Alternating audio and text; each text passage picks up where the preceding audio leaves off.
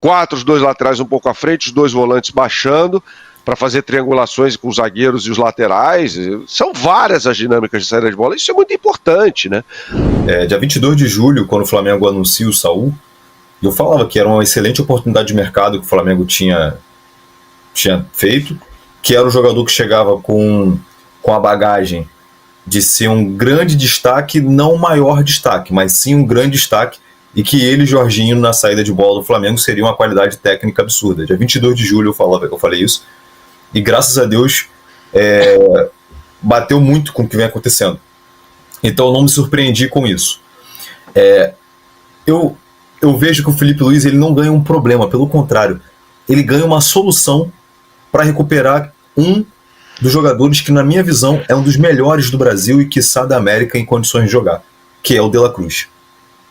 Eu acho que ele ter 4 jogadores agora, era muito complexo você ter 4 jogadores, quando esses 4 jogadores eram Pulgar, De La Cruz, Everton Araújo e Alan, e agora você tem Pulgar, De La Cruz, Saúl e Jorginho.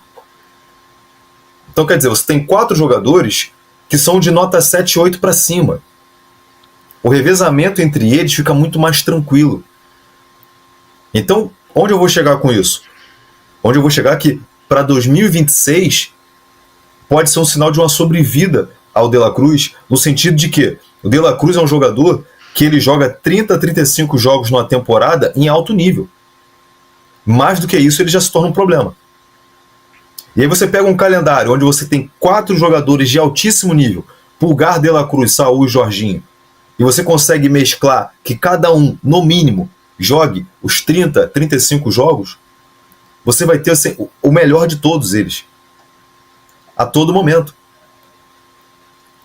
Então eu não acho que quando voltar o Pulgar e quando voltar o De La Cruz de fato, 100%, que o Saúl vai sair dessa função. Pelo contrário, eu acho que o Felipe Luiz gostou muito dele ali. Ele pode atuar em outras funções, porque ele é um todo-campista. Mas eu acho que o Felipe Luiz de fato observou e entendeu. Eu acho que o Saúl se sentiu confortável. Ele pisou ali e ele se reencontrou. Não digo se encontrar. Ele se reencontrou com aquele jogador que o Bernardo falou de 2016.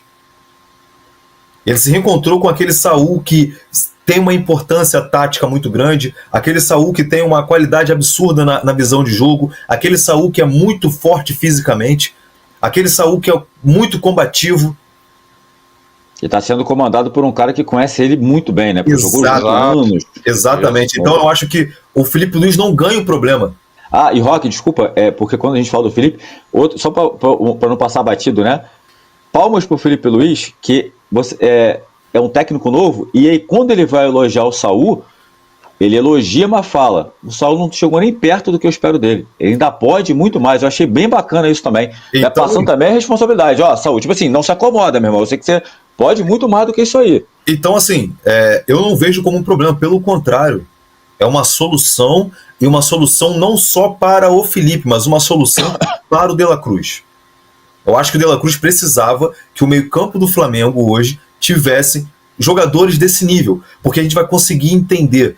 Vamos fazer uma volta ao tempo aqui. O Everton Ribeiro levou 3 temporadas quase para se firmar como o Everton Ribeiro, o ídolo do Flamengo. Foi reserva do Berrio com qual era o Rueda? Rueda.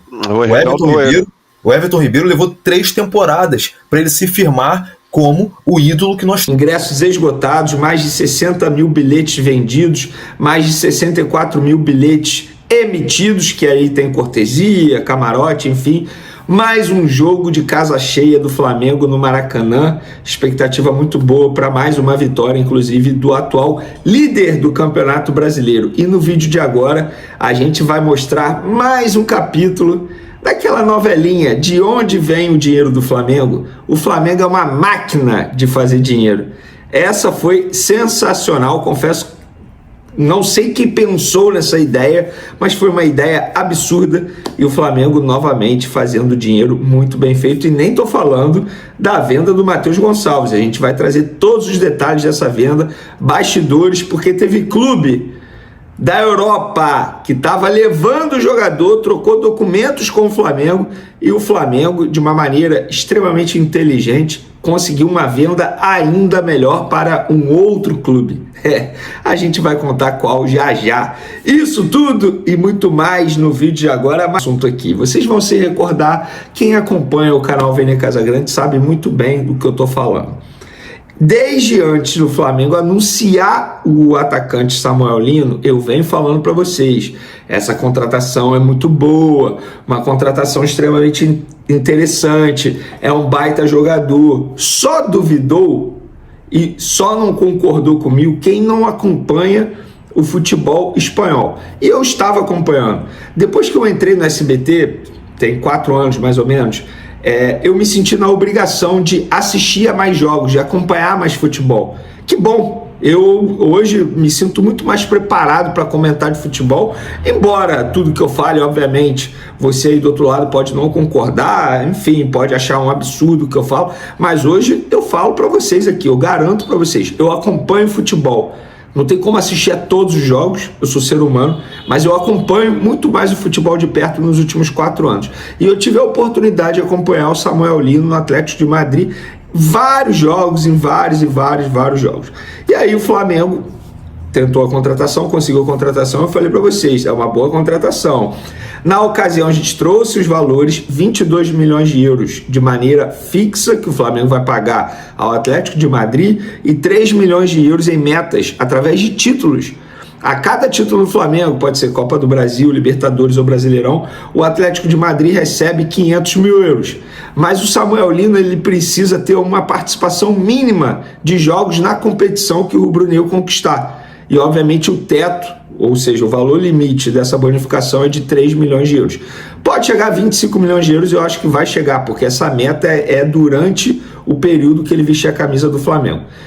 Vamos lá, 25 milhões de euros. Gente, esse jogador ele vai valer muito mais daqui a 3 anos. Muito mais. O valor foi até baixo que o Flamengo pagou. O Felipe Luiz falou isso na última entrevista coletiva, ele falou, eu não acho justo não. Acho que o Flamengo pagou muito pouco, inclusive. Eu acho que ele vale o dobro, ou até mesmo o triplo. E assim, não sei se ele vale o triplo ou o dobro, mas esse valor aqui foi muito bem pago.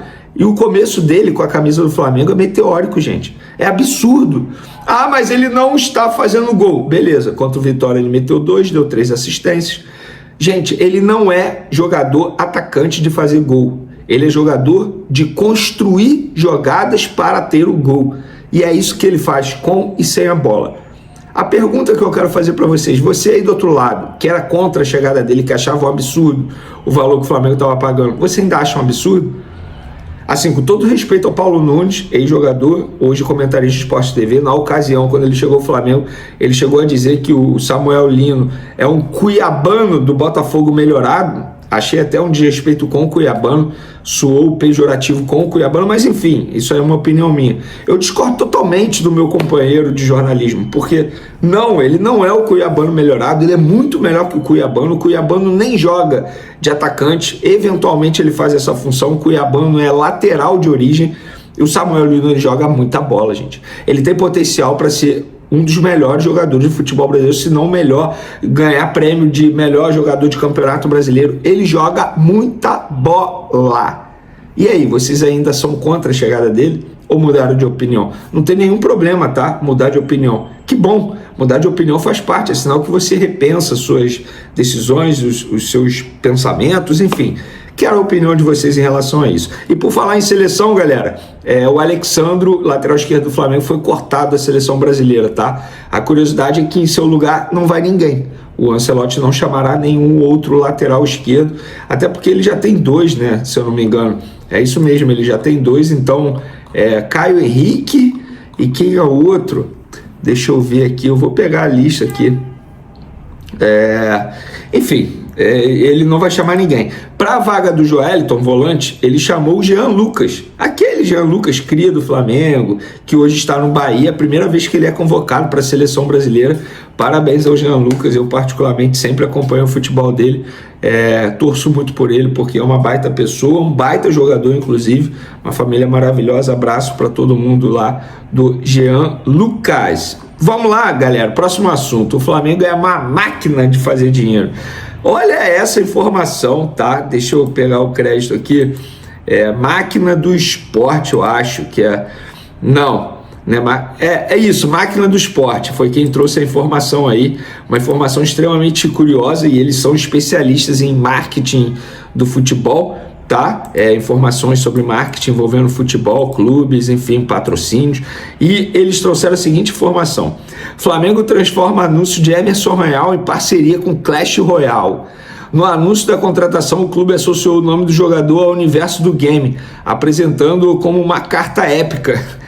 A repercussão despertou o interesse da Supercell, desenvolvedora do jogo, em fechar parceria com o Flamengo. As partes assinaram um acordo até o fim do ano. O acordo prevê conteúdos nas redes sociais do Flamengo e na Flamengo TV, além de ações com vídeos no telão do Maracanã, microfones personalizados e ambientação temática no vestiário do clube, com destaque para o espaço destinado ao uniforme de Emerson Royal. O Superior Tribunal de Justiça Desportiva, STJD, definiu que no dia 4, uma quinta-feira, será realizado o julgamento do atacante Bruno Henrique, jogador do Flamengo, que responde a acusações de envolvimento em esquema de apostas esportivas após ter recebido um cartão amarelo em partida válida pelo Campeonato Brasileiro. O processo, além de tramitar na Justiça Desportiva, também corre em paralelo na esfera civil. Segundo informações divulgadas pelo G. Globo, não existe a possibilidade de suspensão preventiva neste momento, o que garante que o atleta siga à disposição da Comissão Técnica Rubro-Negra e continue atuando normalmente enquanto aguarda a decisão do tribunal. O atacante está sendo investigado desde o dia 7 de maio, quando a Polícia Federal instaurou um inquérito que busca esclarecer as suspeitas em torno do episódio. Bruno Henrique foi denunciado em 5 artigos diferentes do Código Brasileiro de Justiça Desportiva, CBJD, cada um prevendo punições que variam entre multas financeiras e suspensões que podem afastá-lo dos gramados por um período significativo. Além do jogador, outras pessoas também foram intimadas para prestar esclarecimentos: Vander Nunes Pinto Júnior, irmão de Bruno Henrique, André Salles Nascimento dos Reis, Claudinei Vitor Mosquete Bassan e Douglas Ribeiro Pina Barcelos. Todos aparecem ligados ao caso, que vem sendo apurado de forma minuciosa tanto no âmbito esportivo quanto no judicial. Na esfera civil, a movimentação também segue intensa. O Superior Tribunal de Justiça, STJ, agendou para o dia 2 o julgamento de um recurso apresentado pela defesa do jogador. O objetivo é anular os atos praticados pela Justiça do Distrito Federal e transferir a análise do caso para a Justiça Federal, o que poderia alterar o rumo da investigação e até mesmo prolongar o processo. A defesa de Bruno Henrique tenta argumentar que houve irregularidades na condução do caso e busca reverter a situação em favor do atleta. O lance que originou toda a polêmica aconteceu em 1º de novembro de 2023, durante o confronto entre Flamengo e Santos, disputado no estádio Mané Garrincha, em Brasília, válido pela 31ª rodada do Campeonato Brasileiro. Nos acréscimos do segundo tempo, Bruno Henrique recebeu um cartão amarelo após atingir um adversário com um chute. Pouco depois, ainda durante os acréscimos, o atacante foi expulso ao xingar o árbitro da partida, encerrando sua participação de forma polêmica. O Flamengo acabou derrotado por 2-1, aumentando ainda mais o peso da situação, já que a partida era decisiva para as pretensões do clube na competição. A expectativa agora é grande para o julgamento do dia 4, já que a decisão do STJD poderá impactar não apenas a sequência do jogador na temporada, mas também o ambiente interno do Flamengo. A torcida aguarda ansiosamente os desdobramentos do caso, que ganhou repercussão nacional por envolver apostas esportivas, tema cada vez mais discutido no futebol brasileiro. Enquanto isso, Bruno Henrique segue defendendo as cores rubro-negras, tentando manter o foco dentro de campo, ao mesmo tempo em que lida com a pressão fora dele.